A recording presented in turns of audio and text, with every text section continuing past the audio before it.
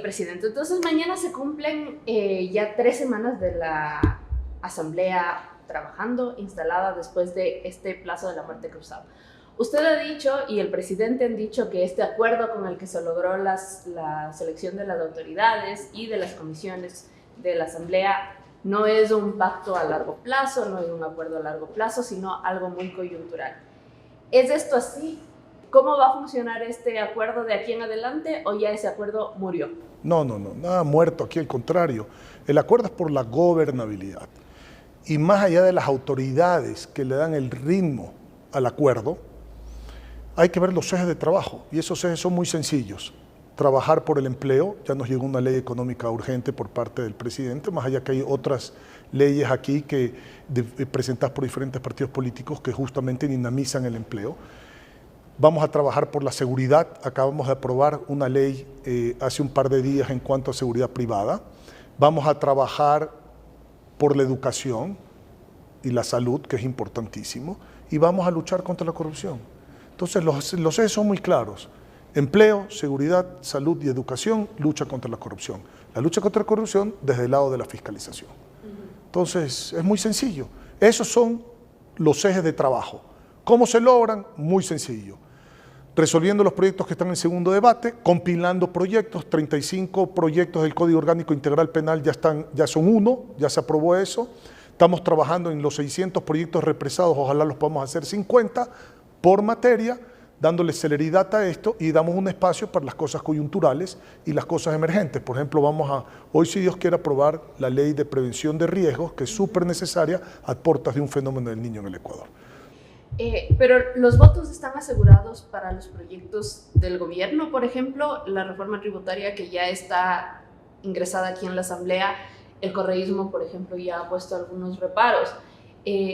Si los votos no están asegurados, ¿cómo hablar de una gobernabilidad si estamos ante la posibilidad de que haya nuevamente estas mayorías móviles como pasó en el anterior periodo legislativo y vimos la pugna entre poderes? No lleguemos a conjeturas. Mire, el proceso legislativo conlleva la discusión, hablar, por eso es un parlamento, discutir, mejorar una ley, y de ahí por eso se legisla. Entonces, decir el resultado antes de llevar el proceso, todavía no ha pasado ni siquiera el primer debate esta ley, pero lo que le puedo decir es que está bien encaminada y ya se han hecho observaciones en el marco de la comisión, con múltiples comisiones que han ido para conversar y hacer ver los diferentes puntos de vista de los diferentes sectores de la economía del país.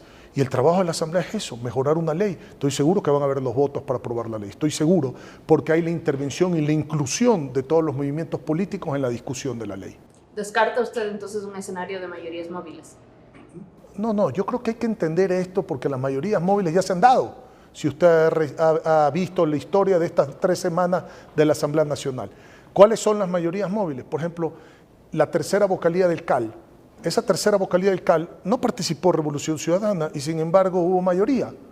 En las autoridades del Congreso hubo una mayoría de todas las fuerzas, es decir, cuando tuve el honor de ganar esa elección de presidente, hubieron 128 votos, el 93.5% del Congreso votó por mi presidencia. Eso quiere decir que ninguna minoría, por más grande que sea, tuvo el poder suficiente para decir por mis votos hay un presidente. En conjunto todos los partidos políticos me dieron el apoyo. Esa es otra mayoría para las autoridades, otra mayoría para la tercera vocalía del CAL, otra mayoría para efectos de la aprobación de las leyes. Las leyes que hemos aprobado todas han sido por más de 100 votos, lo cual indica que hay una suerte de consenso por la gobernabilidad cuando las leyes son, por supuesto, en beneficio de los ciudadanos.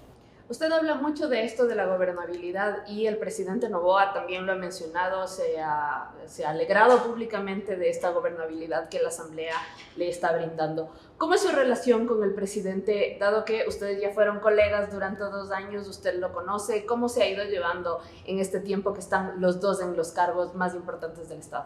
La relación es excelente, de mucho respeto, sin interferir cada uno en la función del otro, pero de mucho diálogo, de mucho respeto y gracias a Dios hasta el momento de mucho consenso. Y esos son los resultados que usted ve en lo que ha pasado aquí en la Asamblea y en las políticas públicas del presidente al mandar la ley económica urgente, porque la conversamos previamente, por supuesto, y usted ve, por ejemplo, y usted sabe que el Partido Social Cristiano está en contra de elevar impuestos, y usted ve que la ley económica urgente no conlleva impuestos. Entonces, esto es parte de las conversaciones, de los consensos, del diálogo, de la visión hacia dónde tiene que caminar el país y apostarle al crecimiento económico y a la generación de empleo y no a la exacción y a sacarle el dinero del bolsillo de la gente. ¿Pero usted cree que las otras bancadas están en esta misma línea? Es decir, ¿seguirán una misma, esta llamada línea de gobernabilidad? Porque, por ejemplo, las comisiones presididas por el correísmo ya han comenzado a llamar a los ministros a comparecencias, que es algo que generó tensiones en el anterior gobierno. El anterior gobierno decía que les llamaban no sé cuántas veces, que no les dejaban estar en los despachos, que todo esto. ¿No puede más bien esto tal vez llegar a una tensión en esta relación que por el momento ha estado buena? Mire, la Asamblea no puede coartar su proceso de fiscalización porque es parte de su función. Por ley lo tiene que fiscalizar. Pero déjeme explicarle algo porque aquí hay dos vertientes en el país. La una, que cuando ya el país está en la crisis que está hoy en día, es decir, estamos, discúlpeme, en soletas, por usar una palabra, y la grave crisis es en lo social, en el tema de la seguridad, en el tema de la educación, en el tema de la falta de empleo. Nos preguntan como asambleístas, ¿ustedes qué hicieron para evitar que se llegue a eso? Y la respuesta es, estábamos monitoreando justamente la gestión de cada uno de los ministros de las diferentes ramas del Ejecutivo y se los llamaba a la comisión. Y ustedes mismos se quejaban porque se los llamaba a la comisión. Entonces, si queríamos tener un efecto preventivo, hay que llamar a los ministros. ¿Cuál es el punto medio en esto? Para que no sea un tema de que no los dejan trabajar, por un lado, que es la que la gente se quejaba, y por el otro, cómo dejaron avanzar para tener este pésimo resultado y esta grave crisis económica y social que vive el Ecuador.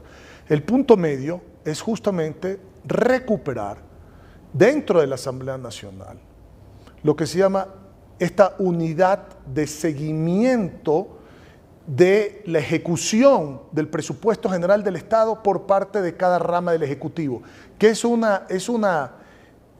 departamento dentro de la Asamblea Nacional que permite monitorear esto y cuando salten esas alarmas hay que llamar a los ministros del ramo. Yo creo que esa va a ser una solución para llegar a un punto medio. Seguir fiscalizando, pero no obstaculizando el trabajo del Ejecutivo. Y además, ¿qué resultados tienen efectivamente estos llamados a comparecencia? Porque lo que pasa muchas veces, ahí sí, a mi criterio, es que se llama a los ministros constantemente, pero esto a su vez tampoco tiene un efecto más allá de la llamada y la comparecencia del ministro. En el anterior periodo legislativo, usted sabrá cuántos temas realmente llegaron a tener, por ejemplo, informes que llegaron a conocimiento del Pleno y cuántos otros temas se quedaron en las comparecencias en las comisiones. Bueno, hay veces se llama a los ministros o se piden información a las entidades públicas sin conocer el propio asambleísta la función o la capacidad que tiene. Por ejemplo, usted como asambleísta no puede intervenir en empresas privadas. Hay una confusión de pedir información sobre empresas privadas. Eso no se puede hacer. Entonces hay que un poco instruir y cuando la presidencia recibe copias de estas comunicaciones, llama a los asambleístas y le trata de explicar, porque uno no le puede coartar, digamos, la comunicación que envíe, solamente instruir que la comunicación no está en el marco de las competencias. Cuando se llama a un ministro y el ministro viene, comparece, muchas veces se evita un juicio político, pero si en múltiples ocasiones un ministro no da los resultados o no da signos de que va en el camino correcto, entonces acaba eso en un juicio político. Después viene la crítica que por qué la Asamblea está con tanto juicio político. Y por el otro lado viene la crítica de por qué la Asamblea no hizo nada y esperó a que las cosas estén donde están para ahí actuar. Entonces hay que buscar siempre un punto medio. Ni obstaculizar el trabajo del Ejecutivo, ni taparse la cara y no ver lo que está haciendo. Hay que buscar un punto medio. Y ese es el punto medio que permite también la gobernabilidad. Y eso son temas que estamos discutiendo y que hay que construir a medida del tiempo, porque eso no se construye inmediatamente más con una asamblea cuya mayoría son asambleístas que vienen por primera vez. Justamente en el tema de los juicios políticos, hay otra crítica que surgió en el anterior periodo legislativo, y es que la Asamblea estaba censurando ministros que ya habían dejado en el cargo. Estaba llegando un poco tarde a los problemas que había en los distintos ministerios, en las distintas coyunturas. ¿Cómo se puede superar esto? ¿Se puede superar esto? ¿Sería necesaria una reforma a la ley de la función legislativa? No hay necesidad de una reforma a la ley orgánica de la función legislativa, porque la ley es clara. Usted puede censurar a un ministro mientras está en funciones o hasta un año después, porque muchas veces se va el ministro y el resultado de la mala o pésima gestión se ve después de que se fue, pues se destapa la olla, como se dice coloquialmente, y usted comienza a ver que comienzan a salir las cosas a la luz. Mire usted lo que pasó con el ministro de Energía, se lo está censurando en esta asamblea, no en la anterior, porque mire, estamos con apagones, después de varias décadas hemos regresado a los apagones. Olvídese que es importante, pero no es lo principal, las pérdidas económicas que dan los apagones. ¿Cuántas clínicas de diálisis en el país no pueden operar porque no hay generadores para las mismas? ¿Cuántas citas para hacerse tratar la gente dentro de estas clínicas se han postergado? ¿Y cuánta gente ha muerto? Nadie habla de eso por esta irresponsabilidad de decir después, salir a la luz pública y decir calculé mal en cuanto al mantenimiento que tenía que hacer y calculé mal en cuanto al costo que nos iban a vender la energía por nosotros no producirla, 10 veces más el costo de comprarla que producirla. Entonces, ¿es correcto censurar a ese ministro posterior a haber dejado el cargo? Por supuesto, eso no lo podemos dejar en la impunidad, y por eso es que hay un juicio político planteado por la bancada del gobierno apoyada por el Partido Social Cristiano en ese tema. Lo mismo pasó con el tema de seguridad. No se devengó ni el 10% del presupuesto general del Estado en materia de seguridad. ¿A quién le van a culpar de eso? ¿A la Asamblea? Pues esa es ejecución presupuestaria por parte del gobierno. Eso lo exime al ministro a ser susceptible de un juicio político post cargo cuando estamos viendo lo que está pasando en el país. No lo exime. Entonces hay que enjuiciarlo políticamente porque tiene que responder, aunque sea para que no vuelva a ocupar un cargo público por un par de años, aunque sea para eso, darle una lección al país de que la irresponsabilidad no puede quedar ahí nomás y que todos nos hagamos los de la vista gorda. Entonces es importante poder interpelar a un exministro hasta un año después, que es donde deben de salir la mayor parte de las falencias de su ejecución como ministro de Estado. Ahora, regresando al tema de la reforma tributaria del gobierno, ¿usted ya ha tenido la oportunidad de revisarla? ¿Qué le parece? Ya me ha dicho a breves rasgos qué le parece. Por supuesto que la he revisado, pues imagínese si yo no voy a revisar la reforma tributaria. ¿Qué le parece la reforma tributaria? Perfectible, tiene cosas buenas y hay que pulir otras cosas. Trata de impulsar las zonas especiales de desarrollo y las zonas francas, que es importante impulsarla porque hay muy pocas zonas francas en el país. Y es un mecanismo para generación de empleo y para aumentar las exportaciones, porque libera de un marco regulatorio que a veces vuelve imposible por temas de cargas tributarias exportar, porque usted no puede exportar impuestos. Usted no sería competitivo si usted exporta impuestos. Entonces, desde ese punto de vista veo bien la ley, hay que, como le digo, mejorarla en sedes y en zonas francas. Veo muy bien la ley en el impulso a través de la deducibilidad de la generación de empleo para la juventud. La ley tiene una serie de beneficios a las empresas dependiendo del número de personas que se contraten hasta los 29 años. Eso me parece muy bien porque hoy en día salen los jóvenes de las universidades y no encuentran empleo. Y esto es una forma de dinamizar el empleo con cargo al Estado, porque definitivamente la deducibilidad mayor significa un cargo al Estado. Es una forma de inducir a la empresa privada y no de asumir el cargo del sector público, que ya no puede crecer más, que más bien se debe de depurar. Desde ese punto de vista la veo la ley muy bien. Y otras cosas que hay que corregir, por ejemplo, en la venta ocasional de bienes inmuebles, que sí, ahí hay que corregir algunos temas para poder facilitar la industria de la construcción y dinamizar esto, que es quizás el sector en donde más encadenamiento productivo hay y en donde más insumo de producción local existe. Entonces, creo que esa parte hay que corregir. Dado que la reforma tributaria plantea reformas al impuesto a la renta, el gobierno desea que esta esté en vigencia antes del cambio de año fiscal para que pueda aplicarse desde el próximo año. Esto conlleva unos tiempos bastante apretados y conllevaría, por ejemplo, que el presidente no la vete. ¿Esto se ha acordado? ¿Esto se ha hablado? ¿cómo van los tiempos del trámite de la reforma tributaria para que lograra estar en vigencia antes del cambio de año? Usted puede acordar algo con diferentes puntos de vista mientras usted no rompa la ley, pero aquí hay unos tiempos definidos por la ley. Un trámite económico urgente se tiene que resolver en 30 días, punto, no hay más. Y por la fecha que entró la ley va a estar lista antes del 31 de diciembre, que es donde se hace el corte para el ejercicio fiscal. Por lo tanto, tiene que tener vigencia la ley antes de finales de este año para que pueda la ley, digamos, regir a partir del próximo año, porque es cuando empieza el ejercicio fiscal. Y por supuesto hay temas tributarios, usted lo ha mencionado, remisiones tributarias, por ejemplo. Esas reglas de las remisiones tributarias todavía están en discusión y ahí el trabajo de la Asamblea, justamente pulir esas cosas para mejorar la ley y poderle dar una ley mejor al país. Justamente como le digo, alcanzarían los tiempos si es que no hay veto. ¿Se ha hablado de la posibilidad de que no haya veto con el presidente? Esa posibilidad no se ha hablado, pero yo no creo que el presidente va a vetar su propia ley, al menos que salga a la Asamblea con algo que realmente pues, no esté en el marco de lo aceptable. Yo esa posibilidad la veo muy, muy remota, le digo con toda sinceridad. Ahora ya cambiando de tema a los temas ya más administrativos de los que usted ha hablado en este video en el que nos presentó hace pocos días. Usted ha hablado de una serie de problemas que se han heredado de la anterior asamblea o de la muerte cruzada. Esa es la pregunta que le quiero hacer. ¿Estos problemas administrativos que usted ve y que ha encontrado son fruto de la muerte cruzada, de la anterior administración de la asamblea o un poco de ambos? ¿Cómo está? Un poco de ambos, pero la mayoría es post muerte cruzada, por la irresponsabilidad, lo tengo que decir claro, del anterior gobierno de tomar una decisión así sin medir las consecuencias. Por ejemplo, aquí se votó intempestivamente a gente que no se podía votar en el marco de la ley porque eran mujeres lactantes, mujeres embarazadas, es decir, condiciones de vulnerabilidad que la ley le prohíbe actuar en función laboral cuando se tienen esos casos. Pues hizo caso omiso eso. Imagínense, el gobierno que tiene que dar el ejemplo de rectitud hace caso omiso de eso. Es una barbaridad. De ahí que hay una cantidad de acciones de protección y juicios laborales que en el momento que entré, como primero para mí es la gente antes de cualquier otra cosa, y lo he dicho con claridad, nada está por encima de la gente, nada. Y hay que dejarlo eso muy claro. Tuve que sentarme con el director de talento humano y buscar una solución para el problema. Solución que no fue fácil encontrar, porque tenía que tener el aval también de la Contraloría General del Estado en el procedimiento para después no ser observado.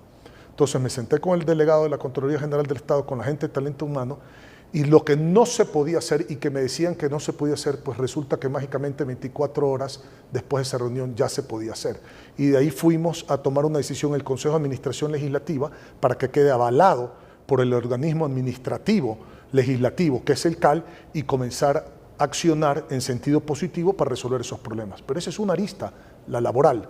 Hay otro tipo de juicios que han estado desatendidos, desde catering, desde contratos de cámaras de video, de una serie de cosas que vamos a ir resolviendo uno a uno en el marco de nuestras competencias y apegado a derecho. Eso es muy importante. Luego tenemos problemas financieros. Recibimos una asamblea con un presupuesto de 33 millones, cuando el presupuesto anterior era casi 56 millones, con un 29% del personal operativo, cuando, como usted muy bien dijo, empezamos hace 3 semanas, pero prácticamente perdimos una, porque en esa semana, después de las sesiones regladas, que es la conformación de las autoridades y de las comisiones, que por ley tienen que pasar 48 horas para conformarse, y poder comenzar a sesionar, tuvimos en el intermedio la posesión por el cambio de mando.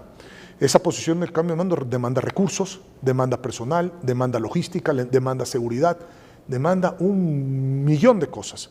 Y gracias a Dios las cosas salieron muy bien. Esa semana tuvimos que trabajar profundamente para que con un presupuesto sin dinero y con todas las falencias en materia de seguridad que también encontramos, pudiéramos tener un cambio de mando que le garantice al país y a las autoridades seguro, eficiente y sobrio, que es lo que requiere un país en materia de democracia. Entonces, fue muy difícil. Hay que trabajar mucho para arreglar esta situación, pero no nos quejamos. Lo que estamos aquí es para trabajar con humildad, con respeto, sin interferir en ninguna función del Estado, con el aval de los organismos de control, y vamos a resolver absolutamente todos los problemas y lo vamos a hacer rápido, puertas adentro, porque a la gente no le interesa el problema puerta adentro, a la gente le interesa el problema de ellos. Y ahí también vamos a trabajar. Y una de las cosas es ciudadanizar a la Asamblea. Presidente, usted ha dicho que recibió este presupuesto recortado. ¿Esto le será suficiente para funcionar la Asamblea hasta fin de año con todas las soluciones de estos problemas que tiene que usted hacer?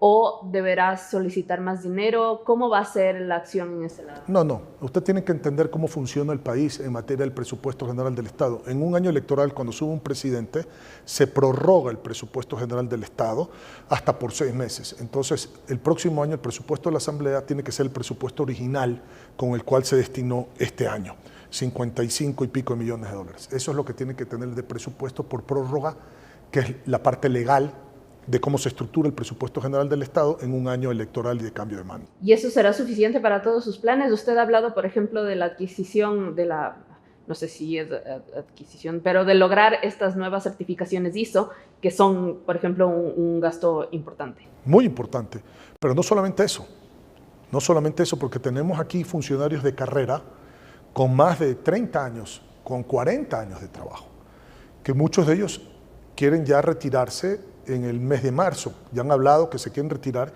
y eso involucra liquidaciones importantes, muy importantes, que no están sujetas a una continuidad en el gasto, digamos, de la Asamblea, sino son eventos extraordinarios y esos eventos extraordinarios tienen que estar cubiertos. ¿Cómo pensamos cubrir eso? Con eficiencia administrativa. Si nosotros podemos recortar para operar la Asamblea entre un 10 y un 15%, imagínese usted, recortar entre un 10 y un 15% el gasto operativo de la Asamblea, que ese es, digamos, el objetivo que se tiene en el primer año de trabajo. Entonces ese recorte podría permitir, por el otro lado, hacer las liquidaciones sin aumentar el presupuesto. Hay que hacer una administración súper eficiente. Discúlpeme que se lo diga así, aquí le voy a hablar como empresario. Esa es mi especialidad y ahí es donde vamos a trabajar fuertemente para no demandar más recursos, porque hay que tener plan de austeridad en el país, en todas las instituciones públicas, y por el otro lado hay que cumplir la ley. Finalmente, usted ha hablado de ciudadanizar la Asamblea, de llegar directamente a los ciudadanos desde una institución generalmente mal vista por la ciudadanía, con una imagen bastante desgastada, y es algo que se repite año tras año. Asamblea que va terminando, se va desgastando y va terminando con una credibilidad bajísima. ¿Cómo luchar contra eso? Trabajando inteligentemente y teniendo ética política, porque la gran parte del desmedro ante la opinión pública de la Asamblea Nacional fue causada por una política antiética por parte del gobierno, en donde decían no me dejan trabajar cuando los 7 proyectos de ley que mandó el gobierno, todos se trataron. Ninguno se obvió. Entonces, lo primero, ética política, primero. Lo segundo, ciudadanizando la Asamblea. ¿Cómo podemos ciudadanizar la Asamblea? Primero, reinstalando algo que usted no me ha preguntado ahora, que es sumamente importante, que son las casas legislativas, porque es la Asamblea en los territorios.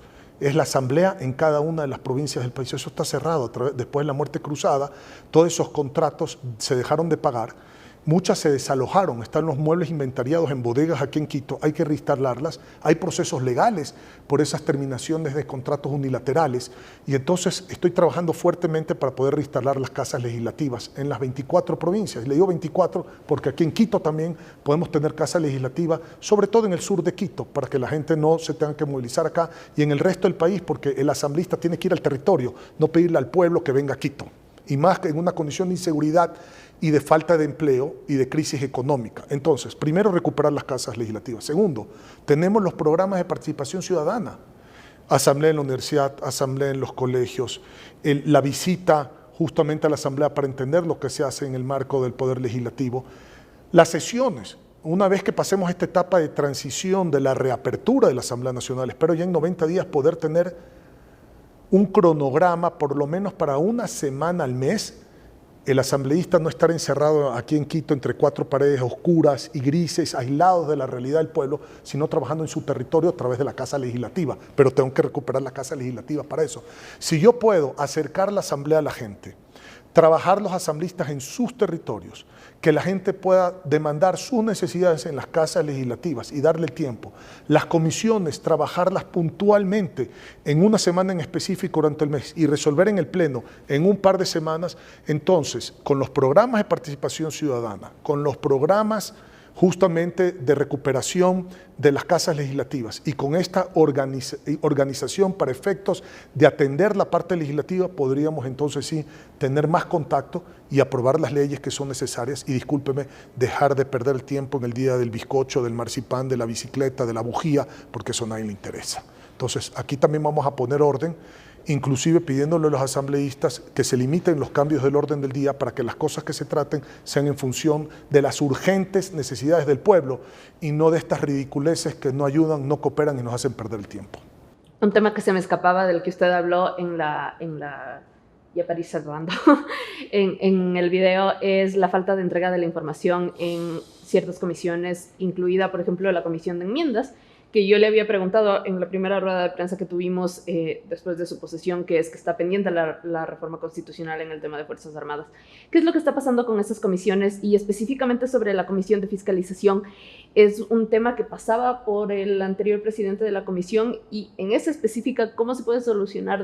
Estamos muy preocupados, no hemos hecho una denuncia pública todavía, porque a mí, yo soy una persona que me gusta hacer las cosas paso a paso e ir escalando en las acciones dependiendo de los resultados de cada etapa. Hemos hecho un requerimiento, hemos primero buscado a las personas responsables de la falta de información de múltiples comisiones, entre ellas la Comisión de Fiscalización, porque la asambleísta Pamela Aguirre, inteligentemente, y lo tengo que decir, en el momento que entró a la Comisión de Fiscalización, lo primero que hizo es un acta notariada para decir qué es lo que encontró, y no se encontraron los documentos de los juicios políticos, más allá que esos documentos también los tenemos por secretaría en materia electrónica. Entonces hay que recopilar, bajar toda esa información para entregarle a la comisión, y eso ya se hizo, la información porque no se encontró físicamente. Se ha llamado también al secretario de aquel entonces de la comisión a preguntarle dónde están los documentos. Ha dicho que hay una persona, que esto, que el otro. Le hemos dado un plazo, estamos esperando los que se cumplan esos tiempos. Y si no se entrega la comisión, la información de las comisiones, y no solamente de las comisiones, también de actas que todavía nos están haciendo falta en el Consejo de Administración Legislativo, tendremos que actuar en la justicia y tendremos que hacer las denuncias pertinentes. Pero aquí la información no se puede perder, no se puede perder. Y eso es muy importante y nos ha retrasado el proceso de fiscalización y nos ha retrasado la configuración de algo que tampoco me ha preguntado usted, de la agenda legislativa, que tenemos 90 días para presentar la agenda legislativa, más allá que haya un consenso de los temas, como le he dicho, de la agenda legislativa, pero hay que presentar una agenda legislativa formalmente. ¿Por qué no lo hemos podido hacer? Porque las comisiones que nos tienen que alimentar con los proyectos que tenían en tratamiento tampoco tienen la información, 6 de ellas, porque también no están los papeles y hemos tenido que reconstruir todos esos procesos. Hay que tener paciencia por un lado y hay que por el otro lado hacerles saber que si no se entrega esa documentación vamos a actuar en el marco de la ley.